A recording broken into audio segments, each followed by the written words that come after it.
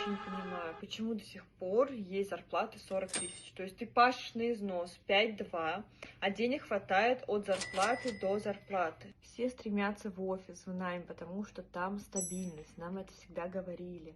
Но есть один минус, особенно в регионах, это то, что там потолок. Там фиксированная зарплата, выше которой ты не прыгнешь. И самое ужасное, что за копейки ты терпишь нелюбимую работу, ты тратишь свое здоровье, не видишь семью.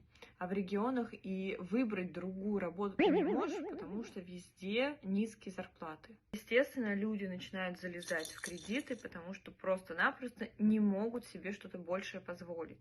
Что в этом случае нужно делать? Я считаю, что если в маленьком городе нет нормальной работы, то тогда можно взять вторую работу удаленную. И получается будет две зарплаты. Одна зарплата на жизнь, вторая зарплата на накопление, либо на закрытие кредитов. Подробнее про удаленку я написала в описании.